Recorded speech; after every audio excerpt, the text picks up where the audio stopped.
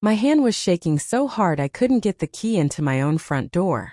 Behind me, through the screen, I could still hear her voice, bright and syrupy, floating over the sound of a string quartet I'd paid for. "Elliot and Wren," she'd said, holding up two tiny cake toppers shaped like a boy and a girl. "Aren't they just perfect? I've loved those names since I was a little girl." I stood on my own porch in a dress I'd bought for this party, gripping a small silver locket at my throat so tightly the clasp bit into my palm. Inside that locket was a lock of hair that didn't exist. A memory of two children who were never born. Somewhere behind that laughter, a woman I trusted was about to hand me the worst night of my life wrapped in a bow. And she had no idea I already knew. My name is Melissa Carter. I'm 34 years old. And 8 years ago I started a boutique event planning company out of the trunk of a 2011 Honda Civic with $4,200 in savings and a laptop that overheated if you ran 2 tabs at once. By the time this story happened, Carter & Company Events was pulling in $1.2 million a year in revenue. I had 11 full-time employees, a waitlist of brides who booked me 14 months out, and a personal savings account, the one I'd built dollar by dollar, missed vacation by missed vacation, that sat at $340,000. I built that business the same year I lost my first pregnancy. I built the rest of it in the years after I lost my second. My husband, Adam, and I had 2 babies we never got to hold. A boy at 12 weeks. A girl at 20 weeks 4 years later. Far enough along that we'd already picked her nursery paint color. We named them. Privately. Just the 2 of us sitting on our bedroom floor at 2 in the morning, because it was the only way I knew how to say they mattered. We named our son Elliot. We named our daughter Wren. Those names lived in exactly one place outside of Adam's and my own hearts. A small cedar memory box in our guest room closet, containing 2 hospital bracelets, an ultrasound photo, and a folded piece of paper where I'd written both names in my own handwriting the week after each loss. My brother's wife, Whitney, was 31, 4 months pregnant with twins, and had stayed in that exact guest room 11 months earlier while their house was being renovated. The relationship at risk in this story wasn't just my brother Derek. It was every dollar I had, every year I'd worked, and the only physical proof I had left that my children had ever existed at all. The invitation arrived on a Tuesday. Cream cardstock, gold foil lettering, the kind I'd designed for a $30,000 wedding. Please join us in welcoming Elliot Michael and Wren Adeline. Due this September. I read it standing at my own kitchen island, still in my work blazer, keys not yet set down. I read it 4 times before the words rearranged themselves into something I could process. I called Adam into the kitchen. He read it once and went very still, the way he does when he's deciding whether to be angry or careful.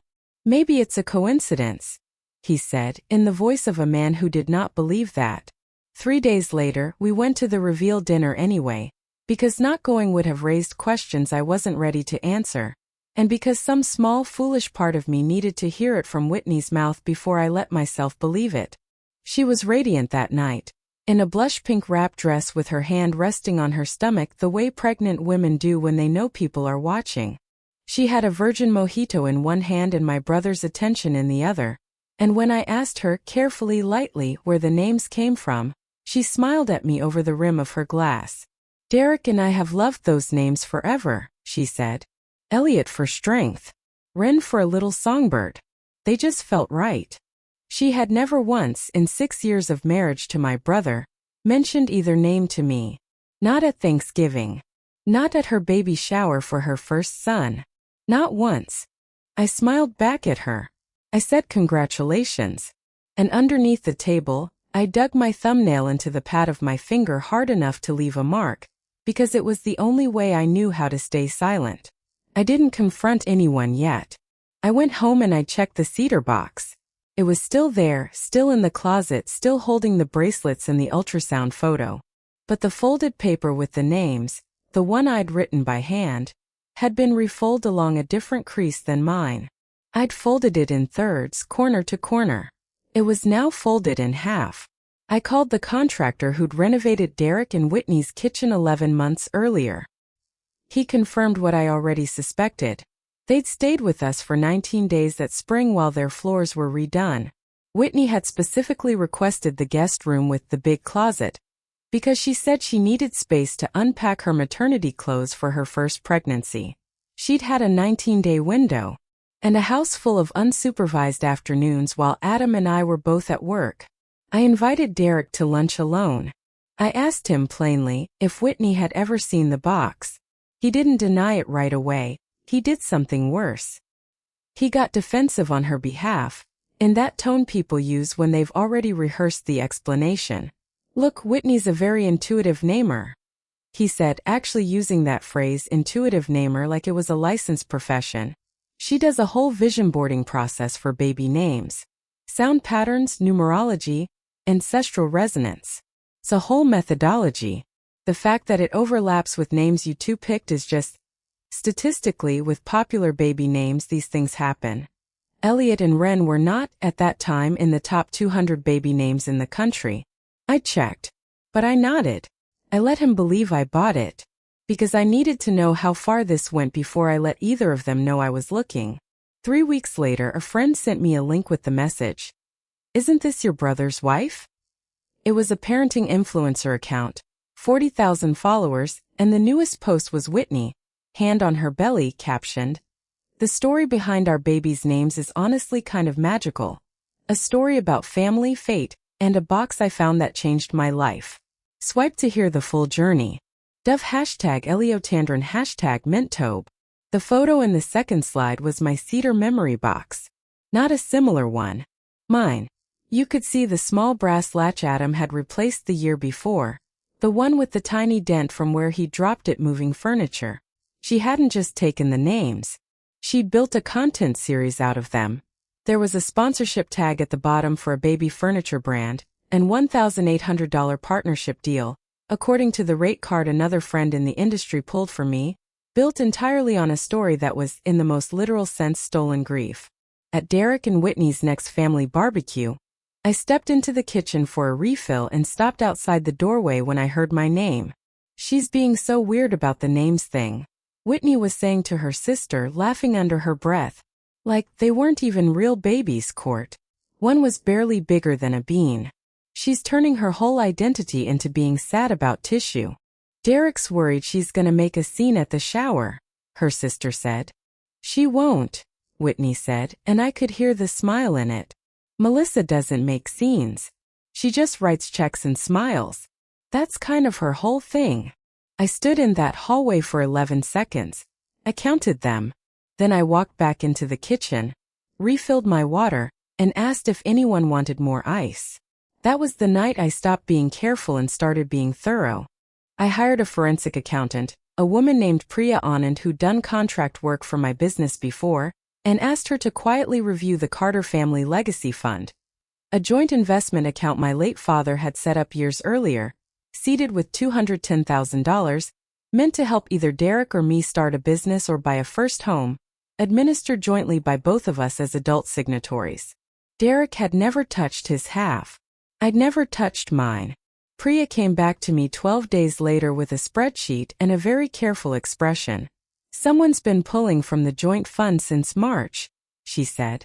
"Small amounts staggered, $1,200 here, $3,400 there. Routed through a business account registered to a company called Elliot and Wren Home Goods LLC. Whitney had filed a trademark application for Elliot and Wren as a baby brand name 4 months before the twins were even born. She'd used $31,000 of my father's fund, money meant for both his children, to seed a business built on my dead children's names, and she'd forged Derek's digital signature on 2 of the 3 withdrawal authorizations to do it faster than the joint approval process allowed. I sat in my car in my own driveway for a long time after Priya sent that file. Not crying, just very, very still. I made a decision that night, and it was a cold one. I was going to let them think they'd won.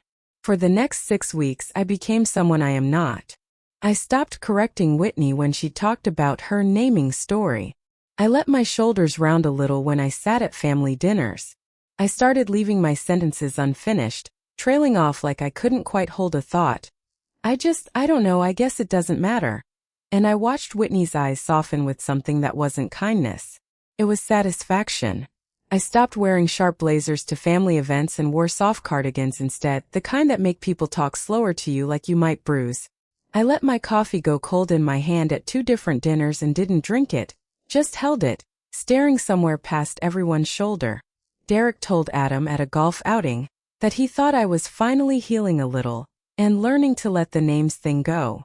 Internally, I was doing the opposite of letting anything go. I was documenting everything.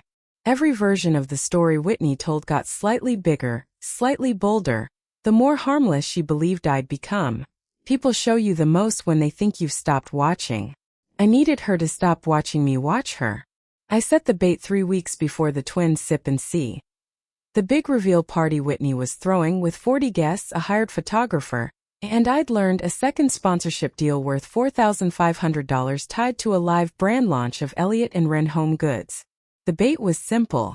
I told Whitney in a soft, apologetic voice that I wanted to make things right, that I decided to gift her $15,000 toward the twins' nursery, and that I needed her to sign a basic gift acknowledgement form for my business's tax records. It was, in reality, a document drafted by my attorney that explicitly referenced the Elliott and Wren LLC, the trademark filing date, and acknowledged in writing over her own signature that she understood the brand name originated from a personal family story predating the LLC's formation. She signed it in my kitchen, smiling without reading past the first paragraph. People who think they've already won don't read the fine print. I also asked Priya to help me set up one more thing. A small voice recorder, the size of a thumb drive, tucked into the decorative floral centerpiece I was personally providing for the sip and see, because of course they asked me to do the flowers. I always did the flowers. The night before the party, my phone buzzed under the dinner table while Adam and I ate in near silence. Priya. Trademark office confirmed. Filing includes false statement of original creation. That's fraud on a federal application, not just a family dispute. Also bank flagged one more withdrawal. $9,000. 2 days ago. I set the phone face down on the table. Adam reached over and took my hand. Neither of us said anything for a long moment. Tomorrow, I said finally. The sip and see was held in Derek and Whitney's backyard. 42 guests under white string lights. A banner overhead reading Elliott and Wren in gold script. The same font I noticed as the one on my miscarriage loss invitation 8 months earlier. She hadn't even bothered to change the font. Whitney stood at the center of the yard with a microphone borrowed from Derek's office mid-speech, one hand on her belly. And honestly, this whole journey, this whole brand started from something so personal to me, she said, voice catching with practiced emotion. A story I found about love, about names that were just waiting for the right family, waiting for us. She caught my eye across the yard and smiled the small, private smile of someone who believes she's gotten away with something. Some people, she added lightly to a ripple of polite laughter, get a little too attached to things that were never really theirs to begin with. That was the line. That was the one she chose, in front of 42 people, holding a microphone, standing under a banner made from my dead children's names. I stood up. I didn't raise my voice. I have something I'd like to add, I said. If that's all right. I walked to the center of the yard. I was still wearing the soft cardigan. I still held my cold coffee cup. And I set it down very deliberately, on the gift table next to the fraudulent LLC's promotional gift bags. My son's name was Elliott, I said. I lost him at 12 weeks on March 3, 2019. My daughter's name was Wren. I lost her at 20 weeks on October 14, 2022. I wrote those names on a piece of paper in a cedar box in my guest room closet, the same guest room Whitney stayed in for 19 days in the spring of 2023. The yard went silent except for the string quartet, which someone quickly waved off. 4 months ago, I continued, Whitney filed a federal trademark application for Elliott and Wren as a commercial baby goods brand, falsely stating under penalty of law that the name was an original creation. She used $31,000 from the Carter Family Legacy Fund, a fund my father set up for both his children, not one of them, to seed that business. 2 of the 3 withdrawal authorizations bear a digital signature that is not my brother's. Melissa, Derek started, standing up, his face draining of color. I have the forensic accounting report, I said, still calm, still quiet. The trademark filing, the bank withdrawal logs, and a signed acknowledgement from Whitney herself, dated 3 weeks ago, confirming she understood the name predated her LLC. I also have an audio recording from tonight's centerpiece, in case anyone would like to dispute the phrase people get a little too attached to things that were never really theirs. I reached into my bag and pulled out the printed trademark application, the one with Whitney's false original creation statement highlighted in yellow. I held it up so the nearest guests could see it clearly. Then I tore it in half slowly down the center, and let both pieces fall onto the gift table beside my untouched coffee. That filing is being formally challenged with the USPTO as of Monday morning, I said. The fund withdrawals are already with my father's estate attorney and separately with the county fraud division, given the forged signatures. This isn't a family disagreement anymore. It's a paper trail. 2 men near the side gate, guests I hadn't paid much attention to in plain clothes, who I'd later confirm were there at Priya's quiet suggestion after the forgery was flagged, stepped forward and asked to speak with Whitney privately. She did not go quietly. She went pale, then loud, then quiet in exactly that order, protesting about context and misunderstanding while Derek stood frozen between his wife and his sister, saying nothing at all. In the 6 weeks that followed, the consequences arrived the way they always do, slower than you want, then all at once. Whitney's trademark application was formally rejected by the USPTO on grounds of fraudulent statement, and Elliott and Wren Home Goods LLC was dissolved before it ever shipped a single product. The $4,500 sponsorship deal was pulled within 48 hours, and the furniture brand issued a quiet statement about reevaluating creator partnerships. The county fraud division declined to pursue criminal forgery charges against Whitney directly. Derek's attorney argued, not without some truth, that Derek had been negligent rather than complicit, but the legacy fund's civil claim succeeded. Whitney was ordered to repay $31,000 in restitution, plus legal fees, to the estate. She sold her car to make the first payment. Derek and Whitney separated 4 months later. Not because of the fraud alone, people close to them said, but because Derek had finally sat with the fact that his wife had built a public brand out of his sister's private grief and lied to his face about it for the better part of a year. Whitney's influencer account lost 11,000 followers in 9 days after screenshots of the trademark filing circulated. Her remaining sponsors quietly dropped her, one press release at a time. I want to be clear about one thing. I never went after the twins, and I never went after the babysitter, the wedding planner Whitney had subcontracted for the sip and see, or the small vendors who'd been paid in good faith out of that fraudulent LLC's account before it collapsed. I personally covered $6,000 in unpaid invoices to 3 small local vendors: a florist's assistant, a cake baker, a rented linens company, who had done honest work and didn't deserve to eat the cost of someone else's fraud. That wasn't strategy. That was just who I decided I still wanted to be on the other side of this. It was raining the night Whitney showed up at my door, 7 weeks after the sip and see. No umbrella. Wearing a coat I recognized from 2 winters ago, thinner now, the twins presumably with Derek that night. Her mascara had given up somewhere around the porch steps. "Melissa," she said. "Please. I don't have anywhere else." I stood in the doorway with the porch light on, my hand resting, out of old habit, against the small silver locket at my throat. "I'm not going to help you build another story out of my children," I said. My voice didn't rise. Didn't need to. You had a version of this where you got to keep the names and the money in my silence. That version's over. "They're just names," she said one last time, quieter now, less like a performance and more like someone finally hearing herself. "They were never just names," I said. "That was always the point." I closed the door. Not hard.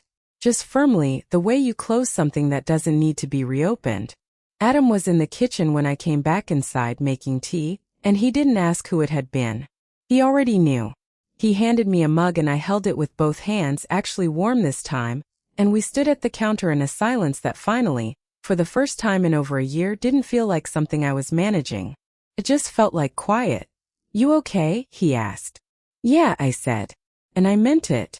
Here's what I learned. Grief isn't something people can steal from you, even when they take the words you use to hold it. What they steal they have to carry, and eventually everyone finds out what they're really holding. Protecting what matters to you doesn't always look loud. Sometimes it looks like patience, paperwork, and knowing exactly when to stop staying quiet. If someone in your family ever tried to take something that was never theirs to take, a name, a story, a memory, I want to hear about it in the comments. If this story hit you, hit like, subscribe for more, and tell me in the comments what you would have done in that backyard.